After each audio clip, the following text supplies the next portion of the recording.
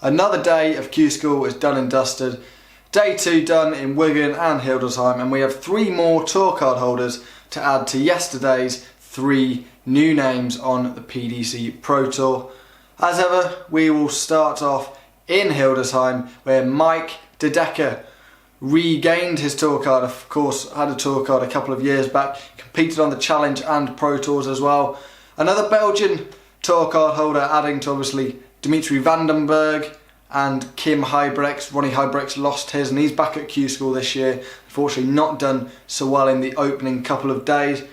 It's been a very good run for Mike De Decker. In the last 16 he defeated Martin Kleermaker, one of the favourites to come through the Euro section of the draw and claim a tour card. Been on the BDO tour for a couple of years now and really looks to be a strong player. Justin Van der Gaal was next up in the semi-finals. Eased past him really. De Decker not quite reaching his best in that match. And then in the final faced Dennis Nilsen, a player we've seen in the World Cup of Darts. We've seen him in the Challenge Tour as well. And it was plain sailing for Mike De Decker really. He was never pushed into a last leg decided throughout the whole day.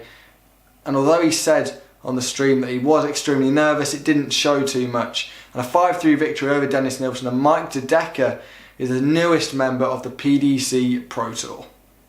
We have to give a quick mention to Wesley Harms, because he averaged 105 in his last 32 match against Danny Van Trijp, but lost the match. Van Trijp around the 97 mark, and unfortunately Harms couldn't quite get the job done, but he's got 2 more days to try and get that elusive PDC Tour card.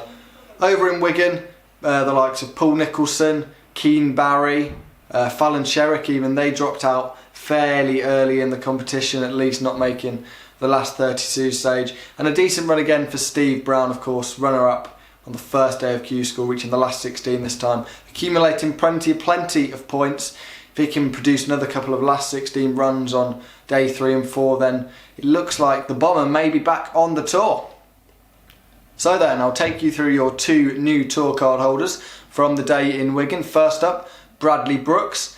It's been a strange couple of years for Bradley Brooks. He competed on the Development Tour. We've seen him on the Pro Tour after some good performances on the Challenge Tour. It allowed him to compete on the Pro.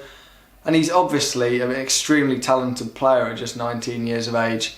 Up in Blackburn, obviously we've seen plenty of names come from that area. Now he's going to be competing on the PDC Pro Tour. His average is somewhere between 78 and 93 throughout the day. Couldn't quite find the consistency he would have wanted, but a good win against Damien O'Driscoll, and then beating Niall Callaghan in the last 16 with a 97 average, good enough to see Bradley Brooks into the quarterfinals. He recorded a victory over Michael Flynn, making that tour cards game where he came up against Damien Hatter, of course the Brisbane Masters champion, won on the World Series earlier in the year.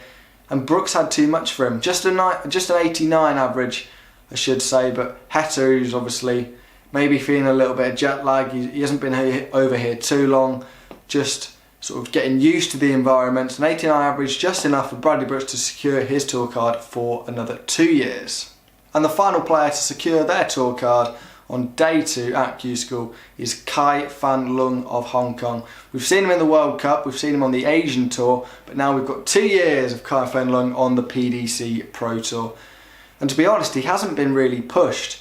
In the first day he averaged 107 in 2 separate games, and it was another excellent day from Kai Fan Lung. He was only really pushed for the first time in the last 32 where he came up against Cameron Menzies, but 5-3 the scoreline there. Then defeated Adam Hunt 5-1 with 102 average. Of course, Adam Hunt we've seen in the World Championship, I believe in 2019. Quarterfinal win 5-4 over Dave Prinz.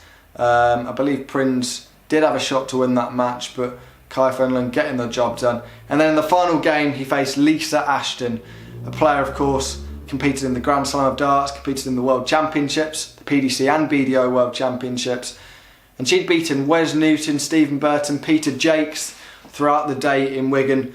But Kai Fan Lung, as it went to a last leg decider, went 4-all, 104 finish earlier in the match. Kai Fan Lung just had a tiny bit too much for Lisa Ashton, but a good run yesterday from her to the last 32, and now reaching the final stage, the semi-finals in Wigan. If she can keep that up, maybe reach a quarter-final in the next couple of days, then if you look down that order of merit, she may just sneak into the tour card places. Although obviously she'll be hoping to get an automatic one by winning one of the events.